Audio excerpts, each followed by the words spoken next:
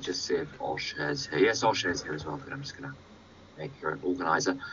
Welcome to this little workshop we're holding this morning. So you don't have to be a member of Al-Anon or Al-Anon to be here, but it helps, as they say.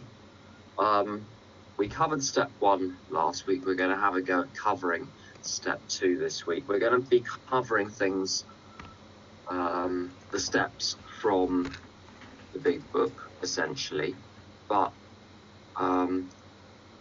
hopefully with a bit of an Al-Anon and S-Anon and other Anon perspective. What does that mean? Well, the step is the same, essentially. So what I'm going to do is very much present a traditional view of the step per the big book, and then we've got 3 Al-Anons and S-Anons to come and amplify that. So well, how does that apply from an Al-Anon and S-Anon perspective? So with no further ado, I'm going to launch straight in. Well, if I've a second, I just messed up the screens. Where are we? And Elisheva, can you remember to start the recording? Okay.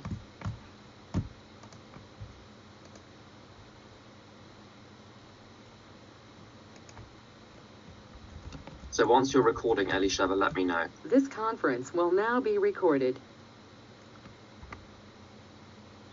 Great. Recording. So, thank you. So we now seem to be recording. Wonderful. So step 2, came to believe that a power greater than ourselves could restore us to sanity. The chapter in the big book that this concerns is chapter 4, We Agnostics.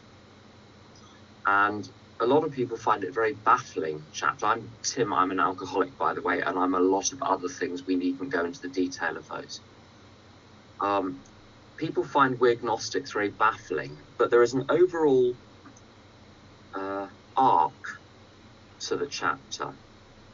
And people understand it different ways, but this is my understanding of the arc. Just to recap where we've got to.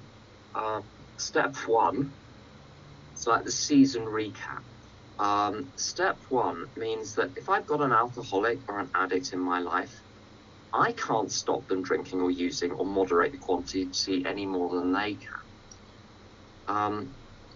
I also find myself reacting very peculiarly in relation to the alcoholic and addict, with all sorts of control and punishment and so on, and I can do nothing about it without a power greater than myself. So I'm powerless. If I'm powerless, my life is unmanageable because my emotions and my instincts are running my life. I'm not running my life. My life is running me.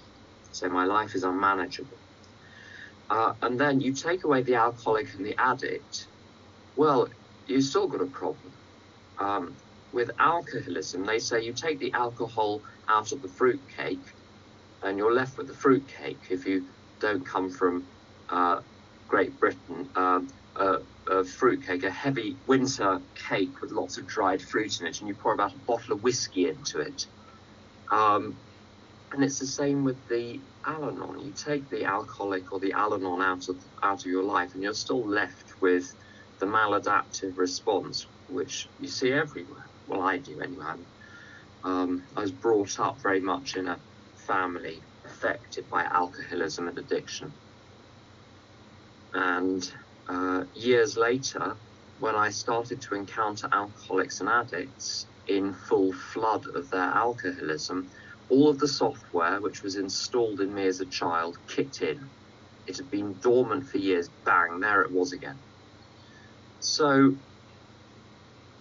if I've got a problem, any problem whatsoever, the problem is either a lack of information or a lack of power. I need to know what to do, and I need to have the means to do it.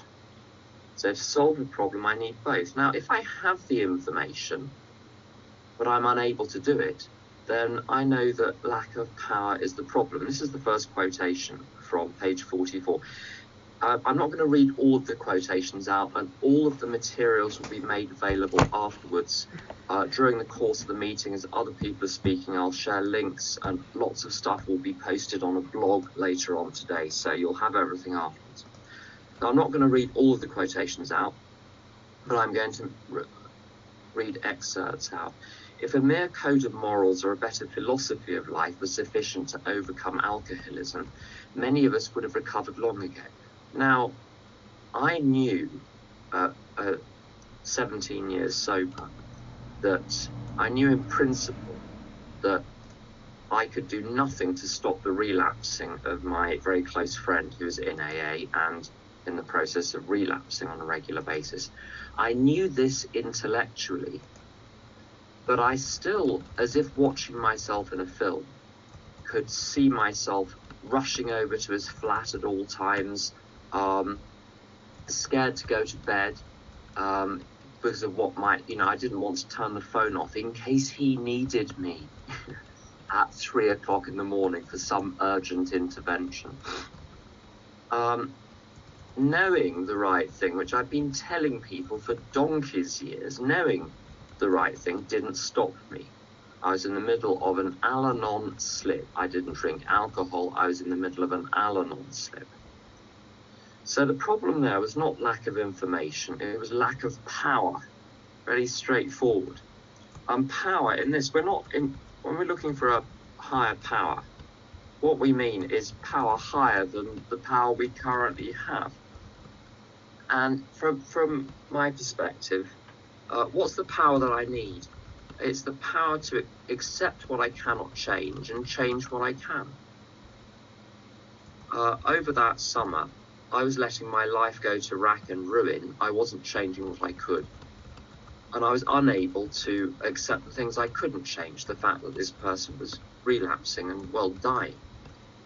When someone's body is the wrong temperature, you know that something is seriously wrong and they're not long for this world, one way or another. So sanity, when it talks about restoration to sanity in step 2, it's a restoration to being able to apply the serenity prayer, to accept the things I cannot change and the courage to change the things I can. And I was given this list, and these are very useful lists. What can't I change? The nature of alcoholism and addiction, the course of another person's disease, the course of another person's recovery, the laws of physics. This may be a surprise to some of you that you can't change the laws of physics, but believe you me, you can't. There are only 24 hours in a day. There was a story about a teacher who gave each student an hour a day, and he had 24 students, and someone came to him and said, "Can you teach my son?" And he said, well, of course I can, but my guarantee is I give everyone an hour a day. And she said, but Liz, you've already got 24 students. How can you have an extra student? He said, oh, I'll get up an hour earlier. And that's my answer to everything. I always think I can fit more in, and I can't. The thoughts that occur to me, what I think of, I can't change those. How you feel, I can't change that. How I feel, and the past. What can I change? What I believe, what I do with the thoughts that occur to me, that's what I think about and what I do.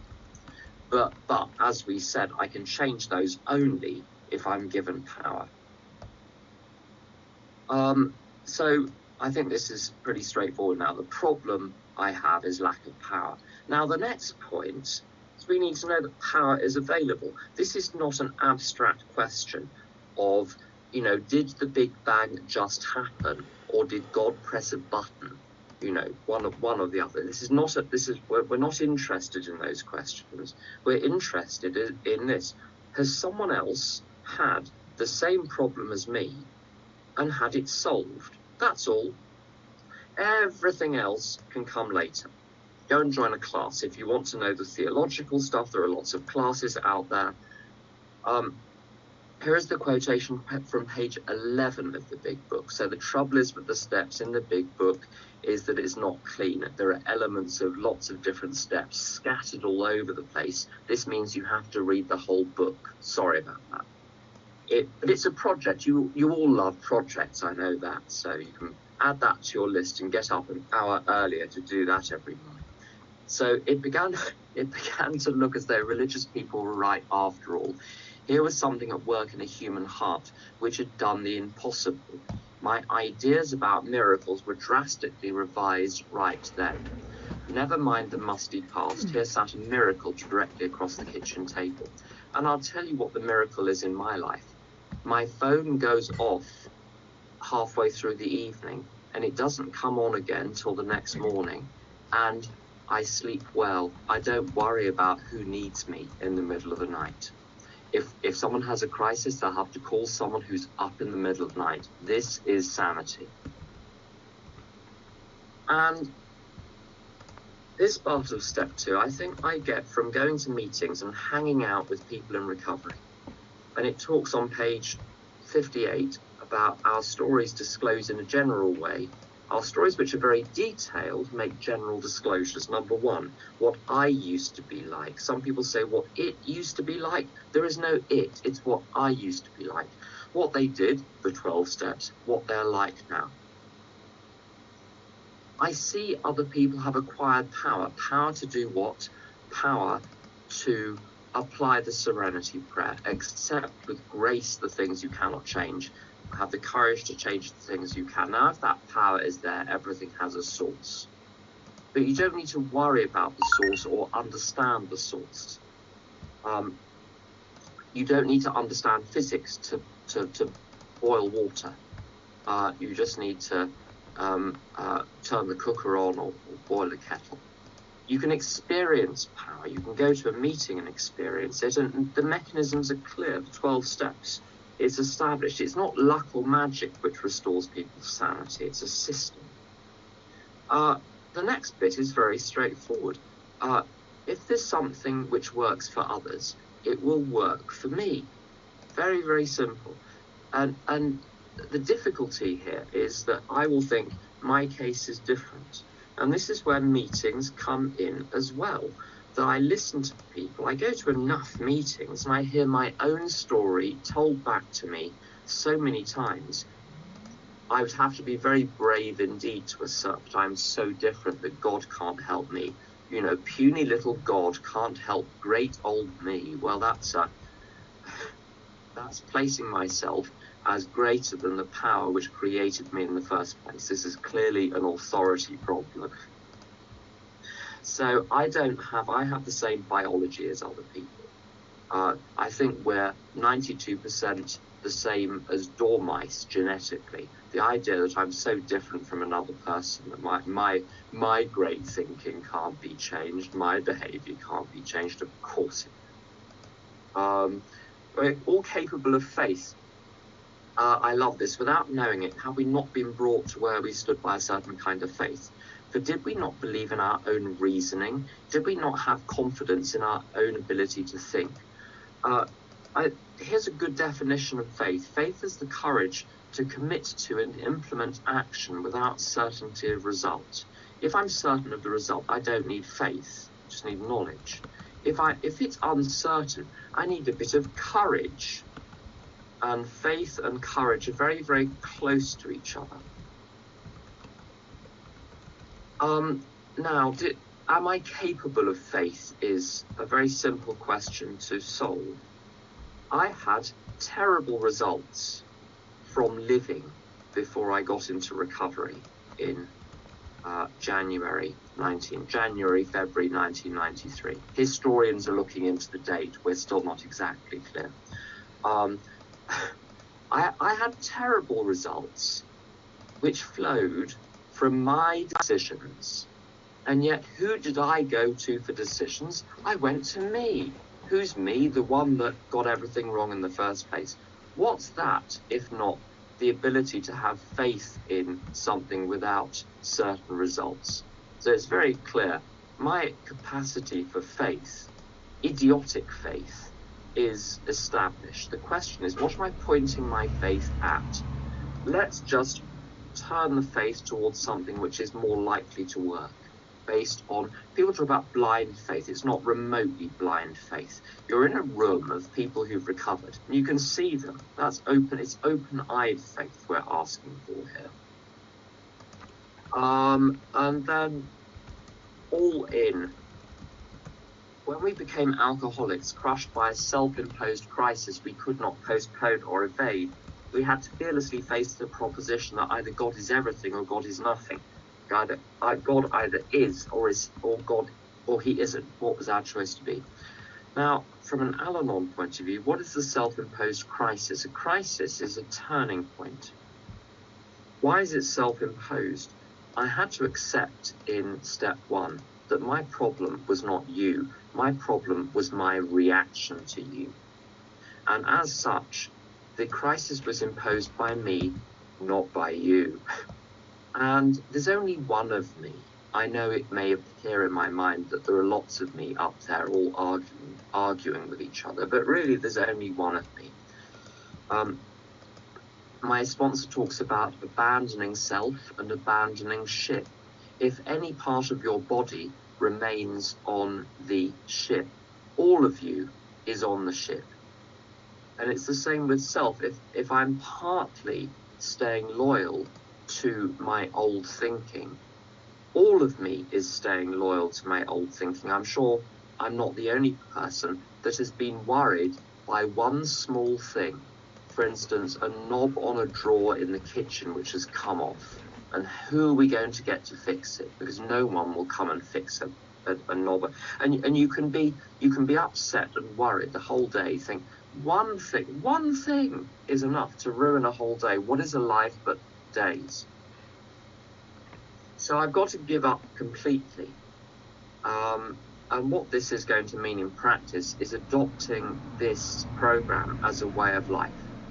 Now, it's pretty drastic, but if you got to the point that you say to yourself in step one, nothing could be worse than what I've been experiencing so far, then maybe you're ready for step two. So that's all I've got at this stage. If anyone has any questions about step two, feel very free to post them in a private message to me in the chat function. If you're calling in from the UK, then you can text Emma and she'll pass them on to me. And if you are calling from Israel, you can text Elisheva or Osher and they'll pass them on to me. If you're calling from someone else, then just try your luck. Just text anyone, see what happens. So I'm going to ask the other speakers to come in on this topic. Emma, would you like to start us off? Hi, thank you for that, Tim. Hi, I'm Emma, a grateful member of Al-Anon. So came to believe that a power greater than myself could restore me to sanity. For me, accepting I was insane, that was really hard. I mean, come on, I'm the Anon, I'm not the addict. That was my thinking at the time. And then I'd already done step one. And I had the unmanageability, I had the powerlessness, and I put them together.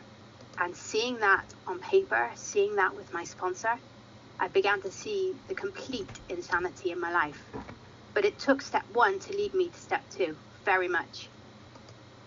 I saw how insane my reactions were, how crazy they were sometimes, how powerless I was and still am.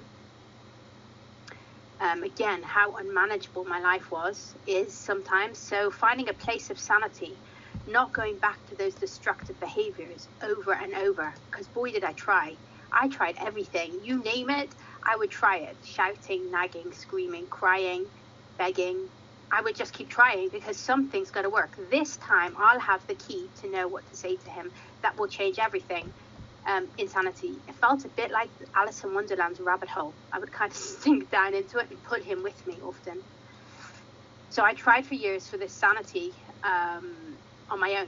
I came to program and suddenly I saw a sanity that I never knew existed. I walked into these rooms and I heard words from people who were going through similar things to me, and there was a calmness and a peace to them, and there was sanity to them. And like, this is it.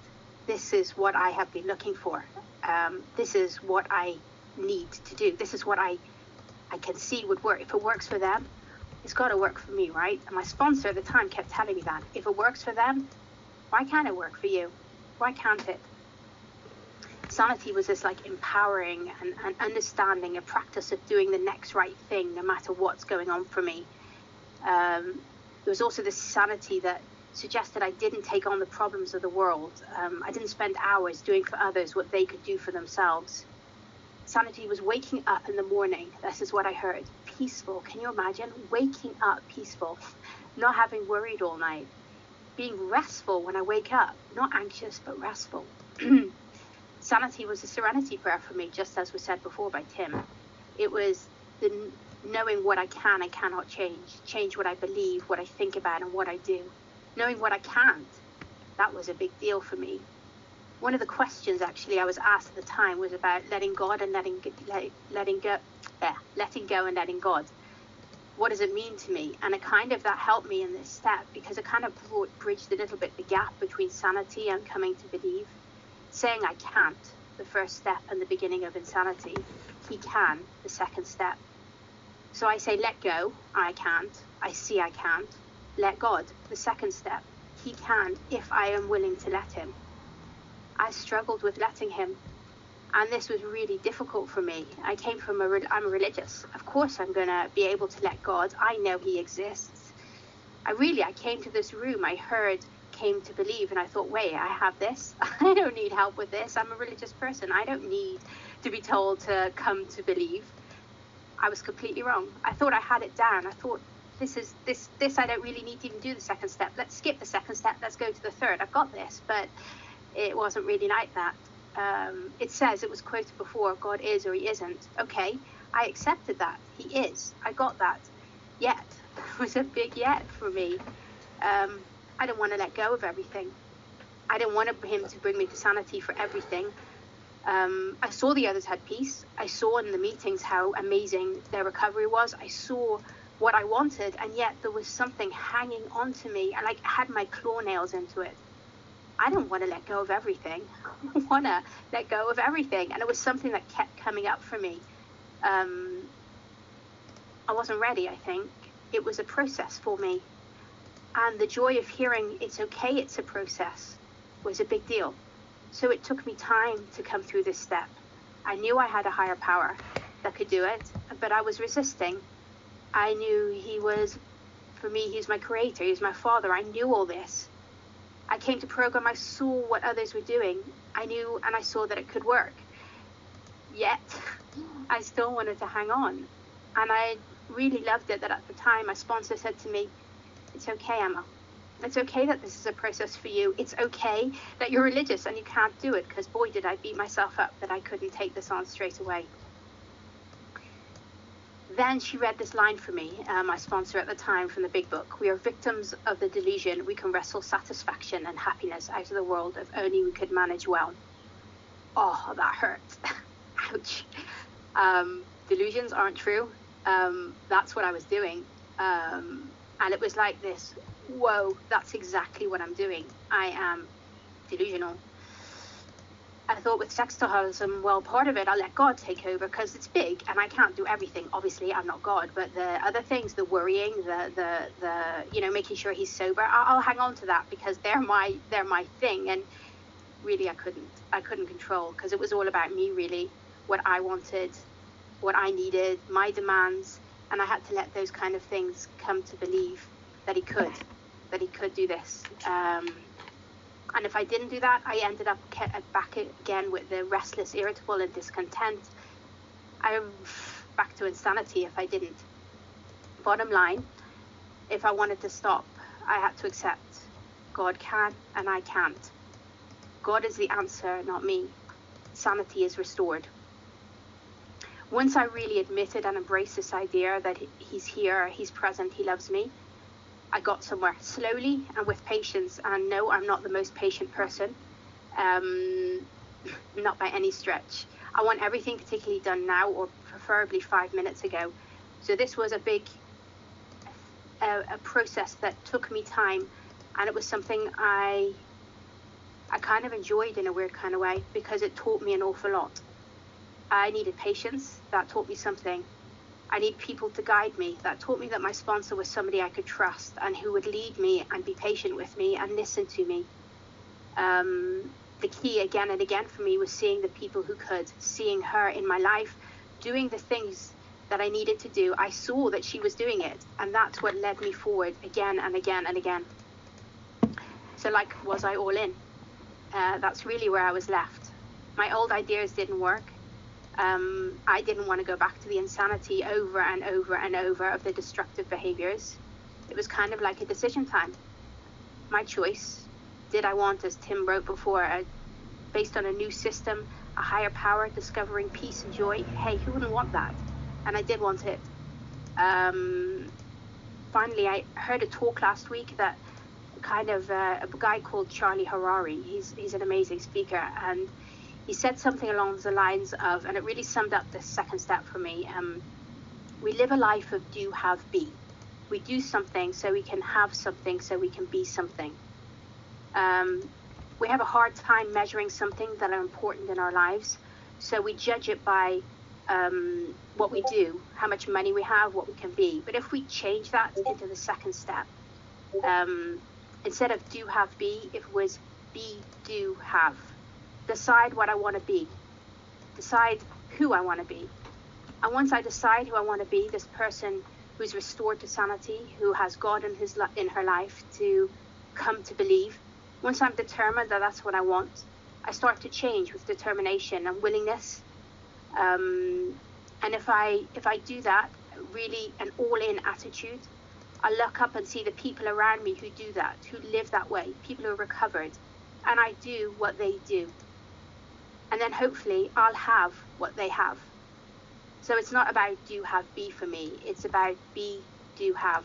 And I think for me, that's the process of the second step. Thank you for listening to me. Thank you. Elisheva, would you like to come in? And there are a couple of questions which have been posed, and I've slimmed them down. The first one is, do we have to define or redefine God as part of step 2? I think the understanding is people have peculiar views of God by the time they get to the program. Question 2, how can I tell I'm engaging in old thinking? So, Elisheva, off you go. Hi, my name's Elisheva. I'm a member of Al-Anon and Al-Anon, and I have close family members who are drug addicts and compulsive overeaters. I came to program, I was sure that my problem was lack of knowledge, and if I just found the right words and I found the right time to say them in the right intonation, the addicts would stop acting out. And I grew up with the saying, knowledge is power. So I thought the more I learn about addiction, the more I know about the specifics of the addicts acting out, the more control I'll have over the situation. But not only did that not work, that brought me to a place of complete insanity. And I didn't like who I became as a result of trying to gain this knowledge, specifically around the addicts. So at some point I shifted my focus. Instead of trying to change the addict, I decided I'm going to try to change myself. That would bring me to a place of sanity, and then I'd probably be more likely to be able to change the addict. So I started taking all these classes in self-help and reading books, going for therapy, speaking to religious leaders, and everything basically stayed the same. And I really gave up, and I was depressed. By the time I got to program, I was told that my problem is not lack of knowledge. My problem is a lack of power, meaning that my problem is a lack of connection with the higher power. And that through working the steps, I can connect to my higher power. He would come into my life and he would change me. And that was a really big release, because it was clear that I couldn't change myself. And I recognized that others accessed power. I listened to a lot of shares when I got to the program, mostly from AA Online. And they all spoke about what their lives used to be like. What they did was working the steps as written in the big book, and how their life was today, which was very different than the way they described the life before they worked the steps. And it was clear to me that people weren't making up these stories. There's no worldwide conspiracy to get me to work the steps. They were telling the truth about themselves. And it was clear that through working the steps, they had access to a higher power that was able to change them. And it was clear to me if it worked for them, that it would work for me. Because as special as I like to think that I am, what worked for millions of people over the last 9 decades can certainly work for me. And I had listened to a lot of shares where the people seemed to me, at least, to be more insane than me. And if God was able to bring them to a place of sanity, clearly he can bring me to a place of sanity. And I realized that I'm capable of worship, love, and faith. I always worshiped many things. I worshiped being popular, thinking that people think that I'm special. I worshiped the concept of love and what I thought was the perfect marriage. I believed that my only problem in my marriage was my husband's acting out, and I had complete faith that the second he stopped acting that out, we would live happily ever after. I had faith that I can change the addicts in my life, that I can do the same thing again and again, and at some point it would have a different result. And I had complete faith that through sheer persistence, I can change the people around me. I hit bottom before I came to program, and by the time I came here, I was all in. I couldn't postpone or evade working the steps. I worked the steps with several sponsors as quickly and as thoroughly as I could, and I had a spiritual awakening. And I'm still all in. I want to maintain the emotional sobriety that I got, and I have faith that there's always more emotional sobriety to gain, and I want to gain it. So I continue to be all in. Step 2 talks about a higher power restoring us to sanity. And so I've listened to many shares and different definitions of insanity and sanity. And the ones that I related to was that insanity is trying to live life by fulfilling ego's desires. And for me, my ego's desires are for a search for approval, appreciation, recognition, having people think I'm special. And ego's like an addiction. It can never be satisfied. The more I feed it, the more it wants. And sanity is wanting to fulfill God's will for me. And as I work the steps, God's will for me becomes clearer. Insanity is thinking that I can have serenity by imposing my will on others, that I can force my way into peaceful existence, that I can beat the addict into sobriety and have serenity. And sanity is loving and accepting everyone exactly as they are. And for me, at times, sanity was taking a step back from relationships in a loving and accepting way, and I didn't know that that was possible. I thought if I'm taking a step back, it has to be from anger. I didn't realize that it's possible to love someone, accept someone as they are, and take a step back. The big book talks about God being the director and me being the actor, and I'm the actor who wants to be the director. So I enjoy decluttering and organizing. I find it very relaxing. And when I would look at God's world, especially the addicts, to me it looked like God's world was a mess.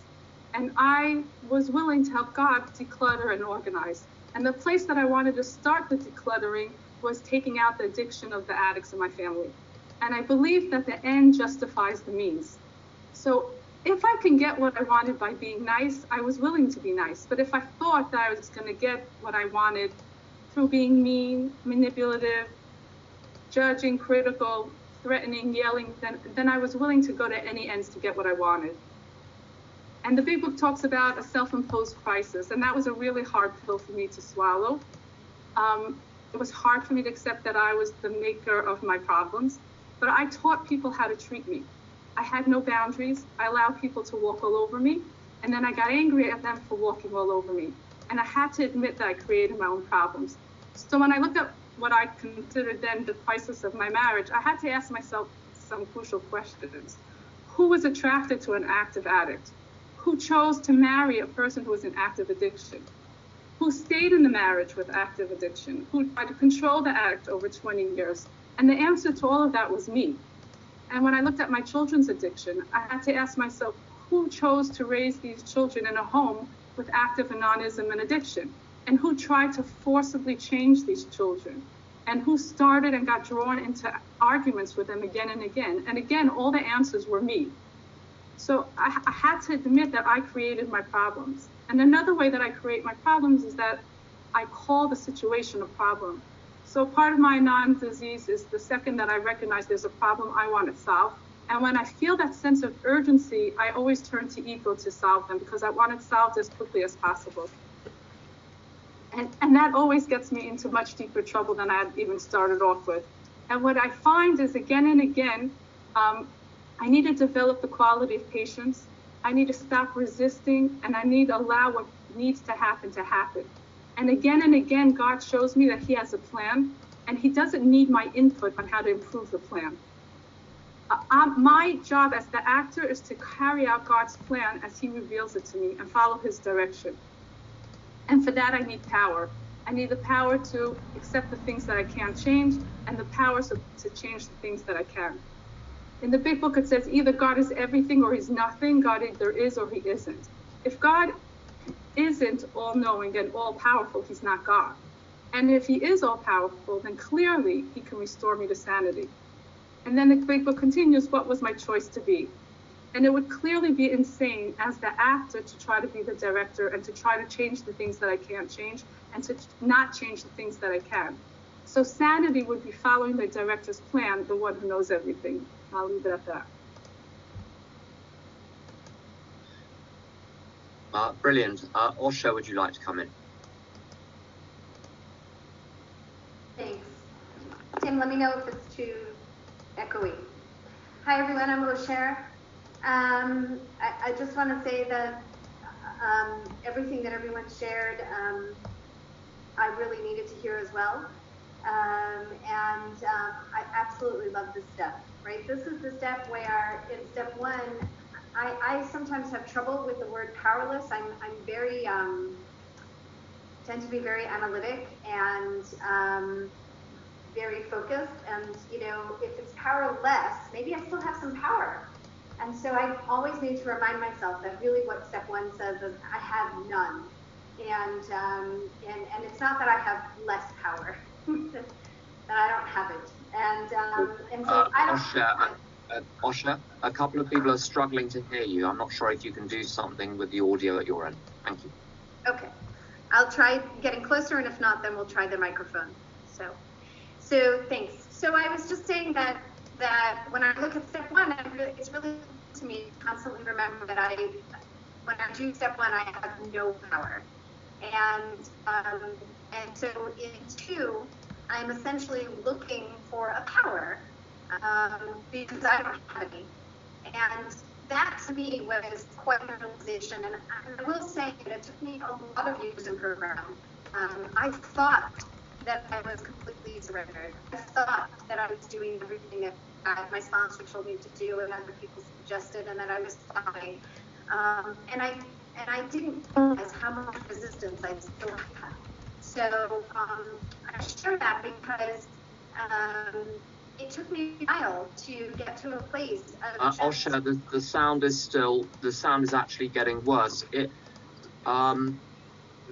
If you turn off your video, it may conserve bandwidth, or if you switch to an audio, to phoning it, to dialing in. What I'm going to do, see if you can, I'm going to come back to you in 3 or 4 minutes. Okay. I'm just going to answer a couple of questions, and then when you come back, hopefully we'll be able to hear you better. So I just wanted to address these 2 questions. Do we have to redefine God or define God as part of step 2?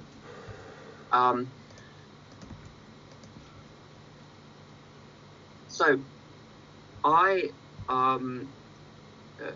when I was growing up, we went to France a lot, because my family's as French as it is English. And you talk to British people about France, and you hear some very, very peculiar ideas and strange prejudices about France and the French. And now, it's not to say that France and the French aren't odd, but they're not odd in quite the way that English people who've never been there think they are. It's all and Americans, that's a whole other thing. Now the thing is, all of people's opinions about France are worth nothing compared to going to spend a month there. Go and spend your whole summer holidays there, or even your whole summer there. And then you'll have an actual experience of France. And then once you've had the experience of the place, anything you previously thought becomes completely laughable. And I've lived in different countries. I've lived in Germany and in Russia and all sorts of places, Finland. And the experience bore no relation to what I anticipated. And the thing about the relationship with the higher power is that it's all very well having an abstract idea, particularly on the basis of religion, where sometimes God can be very, very distant. So we know theoretically lots of things about attributes of God and so on. But you're going to have a very different experience having a live relationship with God. And that's been my experience as well, that having the relationship completely blew out of the water any ideas I had about God. And so what I found a very helpful thing to do with sponsees in particular is to say, well, why don't you just write everything down that you think God is, and then rip up the piece of paper. Make sure you don't write the actual word God, or you have to bury it or something. But you take your definition of God and rip it up. It's not worth anything.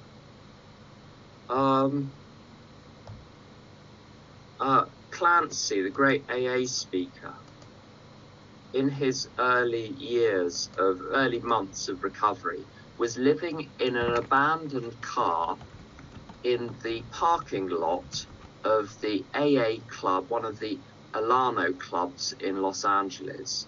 And he was talking to his sponsor. And he said, he started a sentence, and he said to his sponsor, well, in my opinion, and the sponsor said, if I wanted your opinion, I'd stick my head through the window of the disused car in the parking lot at the Al-Anon club and ask you for it. And I think there's a lot of, it's not very kind, but there's a lot of wisdom to that. So just set aside I'm not a great fan of the set-aside prayer, but that's for other reasons.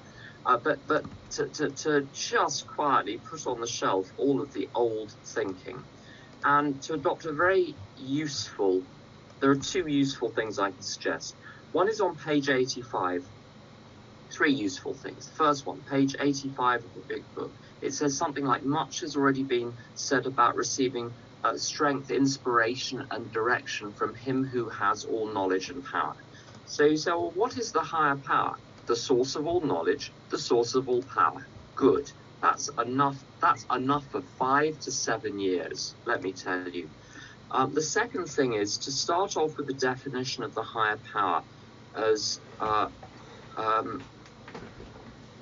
big, strong, clever, creative, caring, and resourceful.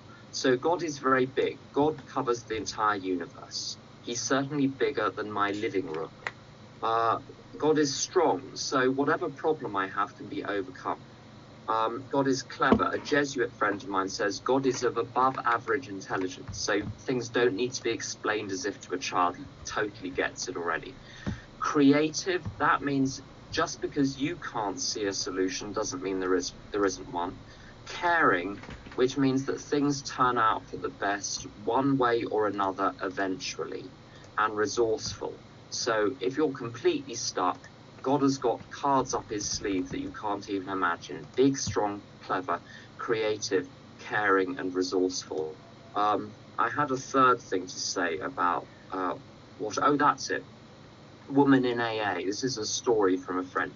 Woman in AA didn't believe in God. No clue whatsoever. When she was hoovering, vacuuming, at about a year sober, she realized there was a green chair in her living room. And that green chair, it's where she drank for 20 to 30 years. It's where she watched television. It's where she fell asleep. It's where she ate her meals. And she realized in the years that she'd been sober, she hadn't sat in the green chair once. And so she now had a new higher power. The higher power is that which keeps me out of the green chair. And that was enough for her. So one can start there. Anyway, I'm going to hand the baton, as it were, back to Osher to see if you want to continue now and see if we can hear you better.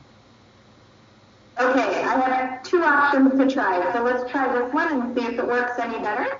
I'll also try to speak a little bit slower. Hi everyone, I'm Sharon. And so what I was trying to say before is just that for me, this is the step of hope. And I'm so grateful to get some hope, because when I came into Al-Anon, I was in a lot of pain. And for me, step one is a step that does not bring a lot of comfort. It really showed me reality. And so to move on to step two for me was a relief. And what do I get to do in step two? In step two, with regard to the question about looking at a higher power and do I have to change my idea of a higher power, so my personal experience was that I needed to change the idea of my particular higher power. I had a punishing higher power, and I had many higher powers. I just didn't know that I would call them higher powers, and so, or made them higher powers, and then I had turned my power over to them. Many of them were humans in the Anon programs. Others were food, alcohol, money, the scale, many things that controlled me and my decisions and my feelings for a very long time. And so now I had the freedom to choose a higher power and to really take a look at what I wanted to devote myself and my life to, and to start to build a faith relationship with. And to me, that was a very exciting adventure. So I did a lot of calling people and asking them, tell me about your higher power. What do you envision as your higher power? What are the characteristics of your higher power? And I will also share, as was recently shared, that there are a lot of places in the Big Book that tell us about characteristics for our higher power that have been very helpful to me. At the time, my sponsor suggested that I make two lists. One is my higher power is, and the other was I want my higher power to be. And I went to, conferences, 12-step conferences, and listened to people, and someone once shared, for example, that their higher power was their best friend. And I went, oh, I want that. And so I put it on the want list, And I will say that as this program works, I didn't actually have to do any work on the want list, but every once in a while I would look at it, maybe once a year, maybe when a sponsee went through the second step, and I would realize that the traits that were on the want list had become my higher power is. And I was really happy to see that kind of happen. I would say without my effort, but really I work the program and then my higher power does the work, right? So for me, step two is about having this tiny little crack. I like to visualize it as a door that's open with a little tiny bit of light coming through. And that tiny little bit of light is how much I have to come to believe in order to do this step. In other words, I just need this little tiny possibility that maybe I might actually believe that higher power will. And I can build on that, and higher power can build on that, and my sponsor can work with that, and so on. For me, I sometimes feel like I have one leg left in, I don't know if this can really work, but I'm going to give it a try. And that leap of being willing to give it a try, for me, has always been worth it. So what I've learned to do throughout the years is to trust my sponsors, to trust fellows, and typically it came out of the gift of desperation. I've done everything that I think I can do. I don't know what else to do. So you guys said this will work. Okay, I'll try it. And thank God I'm at a place now, and I've been for a while, where if my sponsor told me to jump off the bridge, I would jump off the bridge. If that's what worked for my sponsor, then okay. And that might sound like insanity to you, but for me, my insanity is making decisions on my own. This idea of old thinking, and someone asked a question about the old thinking. How do I know if I'm on old thinking? lots of running things by my sponsor, lots of running things by fellows in the fellowship who have what I want, and learning from those conversations and learning from, oops, I made a mistake. Maybe this wasn't a good idea, or hey, this worked. One of the ways that I have learned to see step 2 working in my life is to recognize miracles on a daily basis. And so I have a couple of people in the program where we write to each other every morning a couple of miracles that we witnessed in the last 24 hours. And it's been so helpful to see God working or higher power working in my life and the lives of others. I also exchange what I loved about me in the last 24 hours, because I believe that what I love about me is stuff that my higher power was able to change in me, changes that I'm seeing that my higher power can actually do. And for me, that's proof that higher power does actually restore me and others to sanity. And finally, I just want to say that the big book, it has made it clear for me at least that if I'm having trouble with that choice between jumping off the cliff and believing that there's a higher power and that a higher power can restore me to sanity versus wanting to stay in the pain and suffering that I was living in, then you're in the right place. I didn't see it that way for a very long time, you know. I just kind of was listening to what my sponsor had to say and go, yeah, right, like that's going to work. And then I would actually do it. Now, I was a sponsee who I would say to my sponsor many times, really? Like, do I have to? What exactly, John?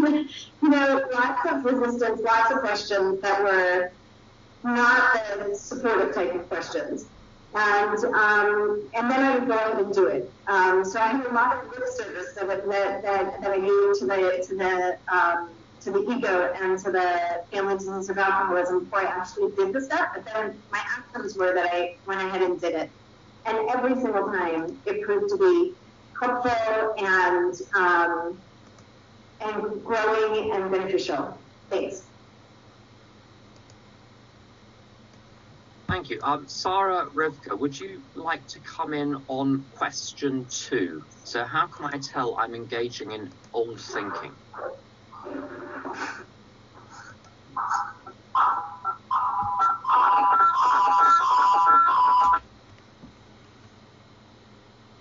This conference is no longer being recorded.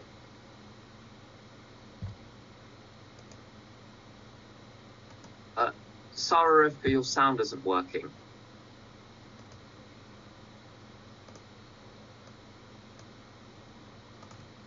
No, it's still not working. Elisheva, would you like to come in on that on question 2? Hi, I'm Elisheva. I found in the beginning I had no idea how my old thinking, how I expressed my old thinking, what my old thinking was. I needed to build awareness of it. Anytime I had this feeling that something was off, I needed to start taking inventory and just look at it. Where was my mistake? What's my corrective measure? Over time, it became clearer and clearer what my old thinking was. But I had no idea of it in the beginning. I thought my old thinking was healthy. That's why I kept on doing it. When something seemed off and I couldn't place what it was, then I ran through by someone else, either a sponsor or a friend. But for me, what was the most helpful was just keep on taking inventory again and again and again, becoming aware of what my old thinking was only after the situation was over. And then over time, I started becoming aware of it while it was happening, and then eventually before it started taking place. Thank you. We have a couple of other questions. What happens if I don't believe in God? And what happens if I don't believe in anything? So I'm going to invite anyone who would like to just send me a little message if they want to come in on those, and I'll bring you in. But Daniel, would you like to, do you have anything you can share usefully on either of those? Hi. Which one specifically? I mean, I was the one that asked about defining God, and it isn't. easy to kind of to smash all of my old ideas and start from scratch. It's like my old thinking is what got me here in this first place, and this concept of having having my own conception of a higher power rather than anyone else's. I heard someone say, that at the beginning he borrowed his sponsor's God because his sponsor's God was working for him. So that's a process. What were the two questions that you just asked just now again, Tim? The last two things that you said? So what happens if I don't believe in God, and what happens if I don't believe in anything? Okay, so the way that I have understood it in the process is that, and I heard this from Charlie and from Joe and Charlie as well, the way that they explain it, is that we all have something deep inside of us that knows kind of the difference between right and wrong. It's this spiritual part of us that connects to the inert understanding that this is the right thing and this is the wrong thing. And that's kind of what brought me to recovery in the first place, because I was uncomfortable with what I was doing before that, with the way that I was reacting, the way that I was reacting to people, the way that I was reacting to situations, and the way that I was addicting as well. And getting in touch with that core part of me that voice inside me, deep inside me, that just knows what's right. And that's a good enough starting point to have a relationship with the higher power. Because from what I understand and how I'm slowly building that relationship, I don't get to God from outside of me. Even though I see his miracle, the miracle that he does by being present in the rooms and seeing how everyone else has had that solution and has that power, especially recovered people. And the miracle, I myself build that relationship with God from deep inside of me. And that's a growing relationship, as someone else said. It's an evolving process. This isn't something overnight. I'm not going to have that spiritual depth 3.5 years into recovery that I'm going to have in 10 years of recovery or in 20 years of recovery. It's the same thing, like it's emotional maturing. I'm now really only 6 years old emotionally from that gap between 3 and 40 when I came into recovery. So that growth of emotionally maturing and gaining emotional sobriety, it's a process that takes time, and I will build that relationship with my higher power over that time. So I don't need to believe in anything at all to know that there's a deep down inside me, there's a part of whatever I want to call it, of good, of right. And I can start from there at least. Thank you. We're going to carry on a little bit after 11 o'clock. If you can't stay, we understand. But there are some more people who'd like to come in. So I'm going to suggest a 3-minute cap on sharing time, just to get everyone in. So Tracy, would you like to come in on any or all of those questions?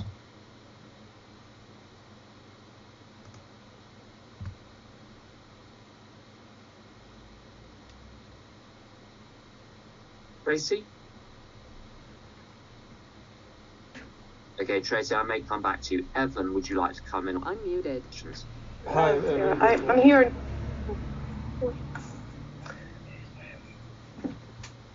Let Tracy go. Okay, Tracy, can you come back in? Sorry, I was troubled. I was just saying that in my family, I was raised with 2 active alcoholics and addicts with no religion, and I was taught that everything outside of my family was dangerous and nothing outside of my family was safe. And for me, I needed to reframe. I needed to separate that my parents gave me life, and God, I had to separate the fact that my parents were not gods, because they made themselves gods in my family. And so I needed to separate my parents out and make them parents and allow the possibility of God. And for me, it was a lot about reframing, because originally I thought, well, how could God put me in this situation with these 2 crazy parents? And I grew up in constant fear and danger. And, I was recently talking to my sponsor and saying, well, yeah, my dad was drunk around guns, tractors, boats, and cars. And how we all lived through it, I don't know. And then we both started laughing, and I said, God, that's how all of us lived through it, because God was there. He was there protecting me and my siblings during that time. So for me, it's like going back and reframing and questioning, that those events in my life where I allowed other people to feel that the other people were all powerful, and realizing actually in those moments there was another all powerful energy going on there that was keeping me safe and brought me to this program and to people like you in this meeting. Thank you. Thank you. I'm just going to give a very brief technical answer to the question about someone that doesn't believe in anything, or doesn't believe in God, or doesn't believe in anything. The chapter We Agnostics is written brilliantly to precisely address this question. And you start at the level, do I believe that Susan, who goes to my home group, is sober? Yes or no? Is she sober or is she lying? Okay, so you believe that she's sober, and you gradually work from there. If you work through the chapter systematically, it bypasses those two questions brilliantly. Evan, would you like to come in? Unmuted. Hi, I'm Evan, a grateful member of Al-Anon. So there's a saying that if you want to go to the groups that talk the most about God in AA, you go to the atheist groups. So my experience here, having worked with people both in Al-Anon and in a couple different A programs, is the first thing I need to ask myself is, do I not believe in God, or am I just really, really, really angry at God and I don't want to believe in God because I'm so angry at him? And 90 to 95% of the time, my experience is people are just too angry at God to believe in a concept of a God that wants what's best for them and loves them. And that's, as mentioned, is just a hump to get over. It's just changing a viewpoint. For those who really have thought it through and on an intellectual level are atheists, there happen to be a lot of very good books that can help find a different higher power that doesn't conform to the Judeo-Christian Muslim version of God. Obviously, there are Hindus and Buddhists in AA and in various Anon programs, and their concept of a higher power doesn't fit into the same Rubicon as those of us who grew up in a more Western religious milieu. So if you're interested in finding a higher power because you have an intellectually come to an atheistic point of view, or a non or a religious tradition that doesn't use that biblical or Quranic viewpoint of God, then there happens to be a lot of literature out there that can help. Feel free to text me if you would like some pointers. As far as not believing in anything,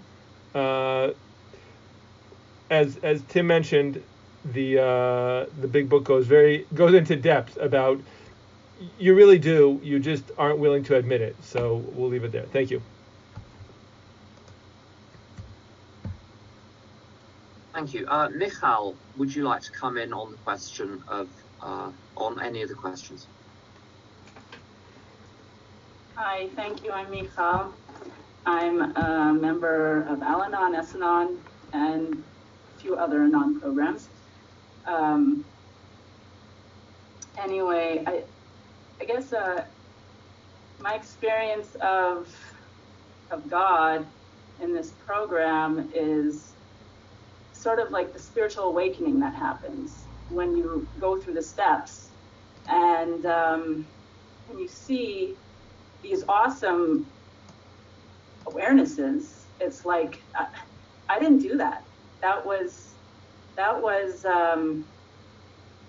you know, my whole life.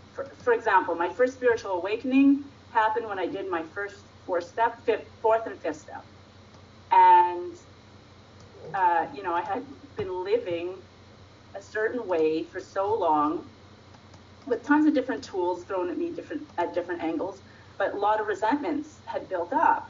So, you know, when I got a spiritual awakening, it was like, you know, just looking at the facts, and then looking at my part, and then allowing God to let me see it. Then that was just sort of awing for me. So in my, you know, I think it's, you know, if anyone's questioning God, believing in a higher power, like, just go through the steps first and see what happens, number one. And number two, steps 1, 2, 3, I'm very excited to get to step 3 next week because I love that step. But I find that because I've gone through the steps, like, it's sometimes just talking with God and sitting with God and on steps 1, 2, 3 is sometimes enough. It just for example, last night I had a very serious moment, and I had to leave the house just to go for a walk.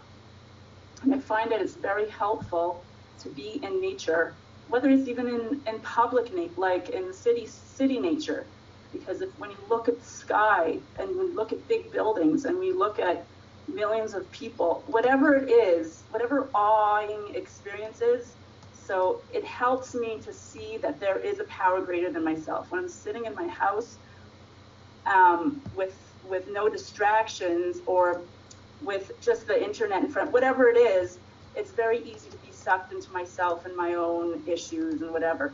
If I can go out into the world and in nature, I find like that, then I can talk to God.